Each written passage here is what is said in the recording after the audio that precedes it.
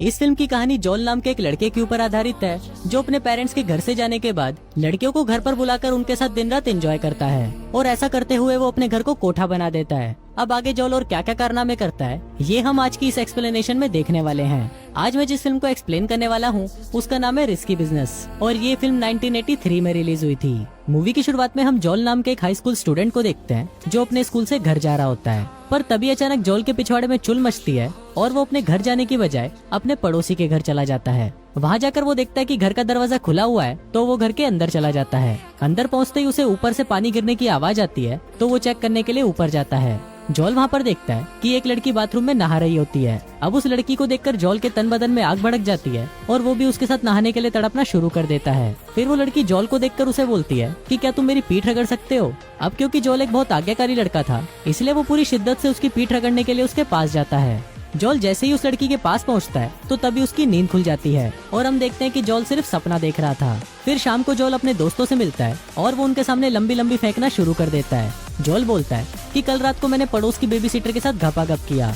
अब ये बात सुनकर उसका कोई भी दोस्त उस पर विश्वास नहीं करता और सभी उस पर हंसने लगते हैं। इसके बाद जॉल अपने एक दोस्त चमन चूतिया को बताता है कि उसके पेरेंट्स कुछ दिनों के लिए शहर से बाहर जा रहे हैं। इस पर चमन चूतिया उसे बोलता है कि तुम इस मौके को बिल्कुल भी गंवाना मत और रोज घर पर एक नई लड़की बुलाकर उसके साथ मजे करना। इसके बाद हम जॉल के पेरेंट्स को देखते हैं जो बहुत ज्यादा स्ट्रिक्ट होते हैं। वो जाने से पहले जॉल को बोलते हैं कि हमारे जाने के बाद घर के किसी भी सामान को छूना मत। फिर जॉल के डैड उसको अपना म्यूजिक प्लेयर दिखाते हैं और बोलते हैं कि इसको तो तुम भूलकर भी मत छूना। इसके बाद जॉल के पेरेंट्स वहाँ से चले जाते हैं और उनके जाते ही जॉल की मौज हो जाती है। जॉल सबसे पहले अपने डैड के म्यूजिक प्लेयर पर लाउड म्यूजिक लगाता है और नंगा होकर पूरे घर में नाचने लगता है। फिर शाम को जॉल का एक दोस्त अपनी गर्लफ्रेंड को लेकर उसके घर पर आता है क्योंकि उसे भी पता चल चुका था कि जॉल के पेरेंट्स घर पर नहीं हैं। फिर वो दोनों जॉल के रूम में चले जाते हैं और वहाँ पर दबा दबा कर घपाघप करने लगते हैं। अब नीचे बैठा हुआ जॉल उनकी आवाजें सुनकर बहुत इरिटेट हो जाता है और वो अपने डैड की लग्जरी कार लेकर वहाँ से बाहर चला जाता है। रास्ते में वो लड़कियों पर अपना इंप्रेशन जमाने की कोशिश करता है पर लग्जरी कार होने के बावजूद भी कोई भी लड़की उसे भाव नहीं देती। फिर अगले दिन जॉल का दोस्त चमन चूतिया उसे बताता है कि अभी तुम्हारा घर खाली है और हमें इस चीज का फायदा उठाना चाहिए। चमन चूतिया जॉल की आज की रात रंगीन करने के लिए एक लड़की बुक कर लेता है, पर जब जॉल को इस बारे में पता चलता है तो वो चमन चूतिया पर गुस्सा करने लगता है। फिर जॉल उसी नंबर पर फोन करके लड़की को कैंसिल करने की कोशिश करता है पर वो नंबर नहीं लगता। फिर रात को 8 बजे जॉल के घर की घंटी बजती है और जॉल को लगता है कि शायद वो लड़की आ चुकी है। अब जॉल के अंदर भी ठरक जागना शुरू हो जाती है, पर फिर वो जैसे ही दरवाजा खोलता है तो वो देखता है कि उसके दोस्त ने लड़की की जगह एक मीठे को बुला लिया है। अब उसको देखते ही जॉल के खड़े अरमान वापस सो जाते हैं और फिर वो गुस्से में अपने दोस्त चमन चूतिया को फोन करता है, पर इस पर चमन चूतिया उसे बोलता है कि मैं इसमें तुम्हारी कोई भी हेल्प नहीं कर सकता।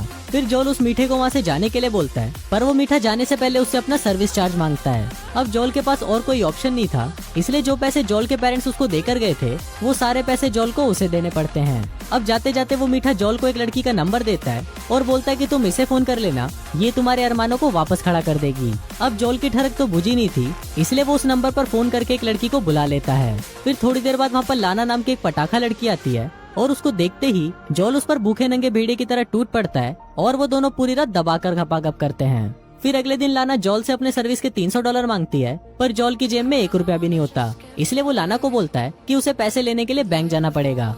फिर जॉल जैसे ही बैंक से पैसे लेकर घर आता है तो वो देखता है कि लाना वहाँ से जा चुकी है और जाते जाते वो उसकी मॉम की एक बहुत ही महंगी ग्लास एग को अपने साथ ले जाती है। अब ये देखकर जॉल बहुत ज्यादा घबरा जाता है और वो अपने दोस्त चमन चूतिया के साथ मिलकर लाना को ढूंढना शुरू कर देता है। और फिर एक दिन लाना उन्हें एक होटल में दिखाई देती है।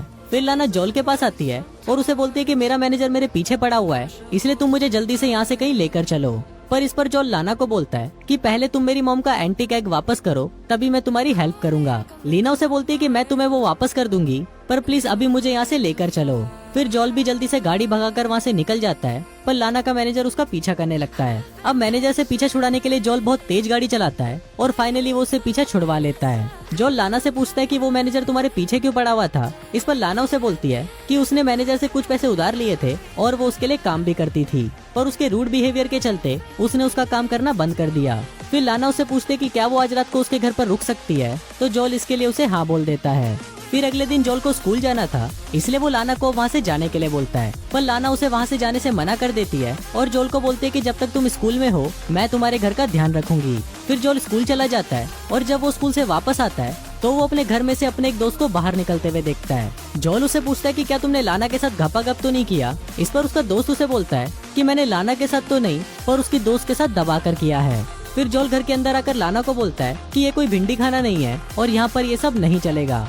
लाना उसे पैसे देने की भी कोशिश करती है, पर जोल उसे और उसकी दोस्त को घर से बाहर निकाल देता है। बाहर निकलते ही वहाँ पर लाना का मैनेजर आ जाता है, इसलिए वो दोनों भागकर वापस जोल के घर में आ जाती हैं। फिर वो मैनेजर जोल को धमकी देता है और बोलता है कि तुम्हें हमारे बीच में नहीं आना चाहिए, और ऐसा बोलकर वो वहाँ से चला जाता है। फिर घर के अंदर लाना जोल को बोलती है कि वो बस कुछ ही दिनों तक यहाँ पर रहेगी और उसके पेरेंट्स के आने से पहले वो यहाँ से चली जाएगी।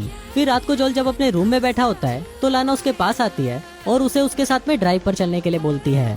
फिर वो दोनों ड्राइव पर जाते हैं और वहाँ पर लाना जोल को बोलती है कि तुम्हारे दोस्त बहुत अमीर हैं और मैं भी ऐसे बहुत से लोगों को जानती हूँ, इसलिए क्यों ना हम तुम्हारे घर में एक एडल्ट क्लब का बिजनेस शुरू करें। इस पर जोल उससे पूछता है कि तुम ये सब क्यों करती हो, तो लाना उसे बताती है कि जब वो छोटी थी तो उसके स्टेप फादर उसका फायदा उठाया करते थे, इसलिए वो उससे परेशान होकर घर से भाग गई और तभी से ही वो ये काम कर रही है। अब जोल लाना से बहुत सवाल पूछ रहा था, इसलिए लाना को ये सब कुछ अच्छा नहीं लगता और वो वहाँ से चली जाती है। अब जोल की कार एक हिल पर खड़ी थी, इसलिए वो कार अपने आप ही सरक कर नीचे जाने लगती है। जोल उसे रोकने की बहुत कोशिश करता है, पर वो कार सीधा जाकर नदी में गिर जाती है। अब ये देखकर जोल की फटकर 64 हो जाती है, क्योंकि वो कार उसके डैड की सबसे लग्जरी कार थी। अब उस कार को रिपेयर कराने के लिए जोल को बहुत सारे पैसों की जरूरत थी, पर जोल के पास तो एक फूटी कौड़ी भी नहीं थी। अब जोल के पास कोई दूसरा ऑप्शन नहीं था, इसलिए वो लाना के पास जाता है और उसका बिजनेस प्रपोजल एक्सेप्ट कर लेता है। अब इसके बाद से ही उन दोनों की ऐश हो जाती है और वो दोनों अपने अपने कॉन्टेक्ट्स को यूज करके अपना बिजनेस शुरू कर देते हैं और जोल के घर में कस्टमर्स और लड़कियों की भीड़ लग जाती है। उसी रात एक कॉलेज से टट्टूलाल नाम का एक आदमी जोल का इंटरव्यू लेने उसके घर आता है। घर के अंदर आते ही वो देखता है कि ये घर कम और भिंडी खाना ज्यादा लग रहा है। फिर जोल उसे लेकर एक खाली कमरे में जाता है, पर जोल वहाँ पर एक बहुत बड़ा बिजनेस चला रहा था, इसलिए उस कमरे में हर थोड़ी देर में कोई ना कोई लड़की को लेकर आ जाता था। फिर वो रिक्रूटर जोल से पूछता है कि तुम आगे क्या करना चाहते हो, तो इस पर जोल उसे बोलता है कि मैं बिजनेस करना चाहता हूँ। फिर इंटरव्यू खत्म होने के बाद वो रिक्रूटर भी वहाँ पर रुक जाता है और 2-4 शॉट लेने के बाद वो वहाँ से चला जाता है, क्योंकि भैया टट्टी और ठरक को कोई नहीं रोक सकता, उसे तो बाहर निकालना ही होगा। इसके बाद लाना जोल के पास आती है और उसे बोलती है कि हमने बहुत सारे पैसे इकट्ठे कर लिए हैं और तुम आगे जाकर एक बहुत अच्छे बिजनेसमैन बन सकते हो।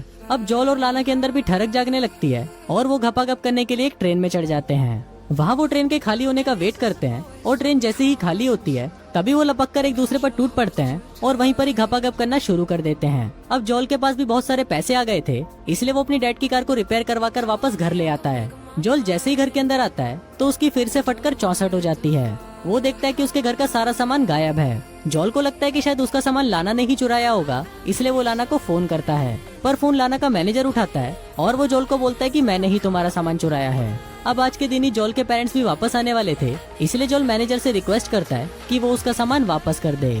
फिर थोड़ी देर बाद मैनेजर सारा सामान लेकर जोल के घर के बाहर आ जाता है और उसको बोलता है कि तुमने अपने बिजनेस से जो भी पैसे कमाए हैं वो सारे तुम मुझे दे दो। अब जोल के पास कोई दूसरा ऑप्शन नहीं था, इसलिए वो सारे पैसे उस मैनेजर को दे देता है। फिर जोल अपने दोस्तों के साथ मिलकर सारे फर्नीचर को वापस अपनी जगह पर सेट कर देता है। फिर थोड़ी देर बाद उसके पेरेंट्स भी घर आ जाते हैं। फिर उसकी मॉम जब घर का सारा सामान देखती है तो वो जोल को बोलते है कि तुमने मेरे एंटी अंडे पर क्रैक डाल दिया है, और इस पर वो उसे बहुत ज्यादा डांटती है।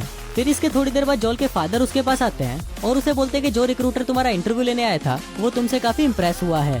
दोस्तों, यहाँ पर आपको पता ही होगा कि रिक्रूटर किस चीज से इम्प्रेस हुआ है। फिल्म के लास्ट सीन में हम देखते हैं कि जोल की मुलाकात वापस लाना से होती है और वो दोनों अपने फ्यूचर प्लान्स को डिस्कस करने लगते हैं, और इसी के साथ ही ये फिल्म यहीं खत्म हो जाती है।